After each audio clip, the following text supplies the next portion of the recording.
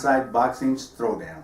I'm Aurelio Martinez, Stephen Johnson, and I'll tell you what, Stephen, in this second segment, we want to break down two fights because next weekend we really don't have anything of any significance on the weekend. Right. So let's break down these two fights that are coming up in a couple of weeks. And the fights we want to break down, Joseph Parker fighting Dylan White. Right. Okay, and that's in the UK. And we want to break down Mikey Garcia taking the tall, lanky Robert Easter. Right. Okay. So let's kind of get our takes and kind of find out where we stand on them two fights. And why don't we go ahead and start with Dylan White, the heavyweights, and Joseph Parker. Now, you know, Joseph Parker is just coming off of the fight of his career against AJ, and some people say he fared well, other people say, well, he didn't. But do you see this fight as a significant fight for Joseph Parker? And break down this fight for us. Well, hold on, just real quick, Aurelio, if you let me. That fight, you know, is going to be held at the O2 Arena in the United Kingdom. And the undercard is pretty much a stacked undercard. I like it. Remember, they got Ireland's girl, Katie Taylor. She's fighting on that card. They got Kell Brook, who's also fighting on that undercard. Okay, so that should be a good fight card. It's Matchroom Boxing is promoting that. Eddie Hearn. Okay, so it's going to be, I like the card. But the bottom line is this. Dylan White taking on Joseph Parker. Joseph Parker, we didn't even know this till just a couple of days ago. We talked about it. Joseph Parker now, you know, has his residence in Las Vegas, Nevada. He's no longer in New Zealand. I was surprised to hear about that too. I think we still have to look into that to see if it's true.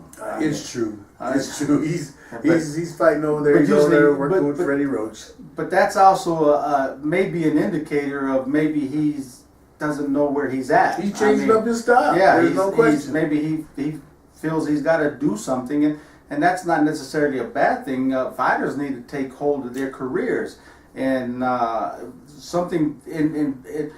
I'll just say this, because you know me, I was a big Joseph Parker fan when he came out on the scene years and years ago when he came out on the scene. I said, that man right there is going to be the world champ. He's got movement, and then whoever his handlers were, and they still may be the same handlers, but whoever was handling his business went into a slide, went into a cave, and they didn't put him out there the way he was supposed to. They didn't bring him up the way they were supposed to, and keep him in the limelight. He kind of disappeared. So all of a sudden he comes in and takes on a big fight against AJ, and really, to me, didn't look like the Joseph Parker that I was used to seeing when he started. I think he regressed. So I'm gonna tell you what, in this fight that we're talking about with Dylan White, I think he loses. You think he loses? I think he loses. I think Dylan White is ready. Dylan White is at a peak.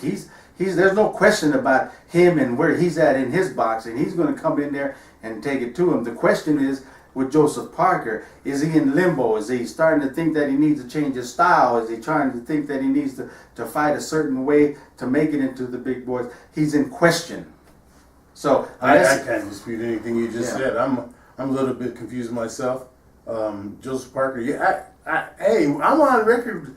Radio, I used to give him a hard time, as you guys remember, when he first thing Joseph Parker came up. Joseph Parker was a knockout artist. He was blasting dudes out in no time. Then it seems like people started getting, you know, just enamored with the money aspect of it. Instead of him keeping busy, they stopped, and then he gets a chance with AJ, and you know, it was kind of a hug fest there, but he lost. So now he's got to work himself back up, and rather than to keep going, I mean, it ain't broke, don't fix it. I mean, you know, why is he come and move to the United States? But once again, we'll get to see how that works out for him. I agree with you. I like Dylan White. And I'm going to say I think Dylan White takes him out. I think it's going to be by knockout. I think Dylan White's focused in his career right now. He's at home. I think Joseph Parker is in limbo. Is in limbo. Doesn't know where he wants to be. And that has a lot to do when you step into the ring. Now, Joseph Parker has the talent, or he had the talent. Right. Now, if he can find that and put all this other stuff out of his mind, then he can go in there and beat Dylan White. Because Dylan White, I mean, you can't put him up there with AJ and Wilder. Okay, he's down a notch. So is Joseph Parker. So Right. now it's like, okay, who's going to step up to the plate? Right now, I don't see any change in Joseph Parker. Now, he came to Las Vegas. What's he going to find in Las Vegas? I don't know. I don't know. I don't know. But anyhow. But anyway, let's move real quickly to the other fight that we have on Saturday, July 28th, is where we have at the Staples Center in L.A. Tom Brown is the promoter, and it's going to be on Showtime. That's the fight where we have been looking forward to seeing Mikey Garcia and Robert Easter Jr. Yeah. I think, right now, radio, I hate to say this, but, well, first of all, let me back up. It's for the WBC World Lightweight title. That's right. Okay. I think everyone thinks that Mikey Garcia is going to win. I also. But it's like they're giving Robert Easter no credit at all. Robert Easter is a guy that I follow from the amateurs. Yeah. He's tall, he's long, he's lanky. He's tough. He is tough. Just because of that. Okay, so we'll get to see if Mikey is able to handle him. I think he will. But here's one where I'll tell you, don't be shocked if something happens that you're not prepared for. And I don't mean that Easter, pulls off the upset. I don't think that'll happen. I'm just thinking it's going to be a lot closer fight than people are giving Robert Easter credit for. Well, I think if Easter comes in, my take on that, if Easter comes in and utilizes his reach, his tallness, and stays away from allowing Mikey to come in and put his what am I trying to say? Trying to put his style and going in and capitalizing on his punching, he'll take advantage. But I think if Robert Easter just kind of stays focused and does what he does, because obviously I think now with all the talk going on, I think what's going to be the killer for Robert Easter, and I think he's going to get knocked out. He's doing a lot of talk. And I'm going to tell you why he's going to get knocked out is because mentality takes a lot to in consideration for a fighter. And now he's reading all this negative stuff about how he can't compete with Mikey, and Garcia is the best out there, and he's got a fight coming up, and he's starting to get upset. He's starting to get mad, and now he's starting to talk and retaliating and stuff like that. So what that's going to lead into, hopefully not, but what that's going to lead into, he's going to come into the fight trying to come in and impose his will, impose his power, and bang it out with Garcia. Okay. Now, if he comes in and tries to bang and pulls it out, he'll be knocked out. Yeah. Okay. So he needs to just focus on his style, his fight, and make it a fight, just like you say. Just also a real quick point that I don't want to escape. This fight card also has a couple of pending bouts that they still haven't gotten confirmed, but it should be interesting because we got the Olympian Carlos Balderas. He's scheduled to be on the undercard. Another fight that might be of interest, at least it would be to me, is where you have Jamonte Clark and Terrell Williams. That should be an interesting fight because you remember Terrell Williams was the one who hurt the kid. I'm having brain lock now. What's our boy that Mo turned us on to?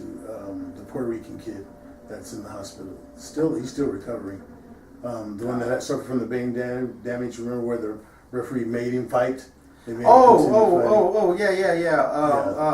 Terrell Williams. Yeah, we'll think of it in a second. But this is what happens to us because he's recovering. Yeah, we don't have a producer in our ear telling us the name of the guys that we can't. They know who we're talking about. The guy was kept getting hit in the back of the head. Exactly. Kept getting hit. Rabbit punches. The rabbit punches. And Terrell Williams was the one who was fighting him. Okay. He's 16-0 now. Javante Clark is 13-0. That'll be a fight that might be interesting.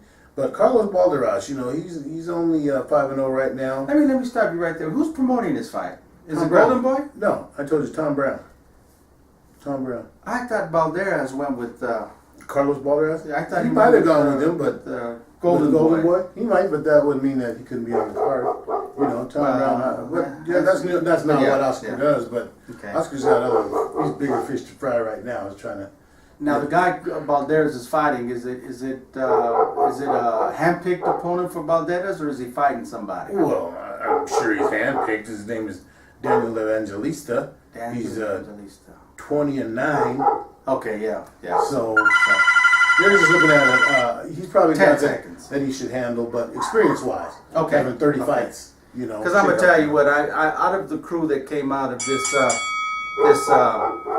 this amateur stuff with the good amateurs like Gomez, Gennaro Gomez, Misael Lopez, Banderas, all these others that were in that mix a few years ago in the amateurs. Michael Dutchover.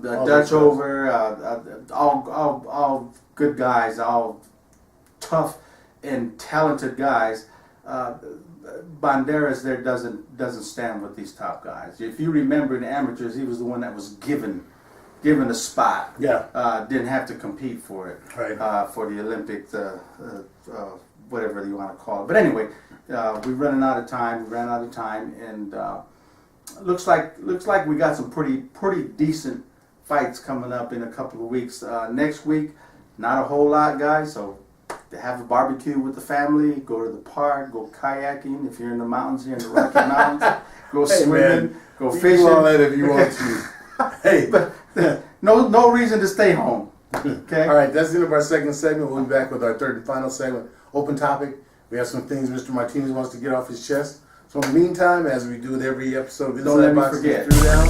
Throwdown, Put your hands up.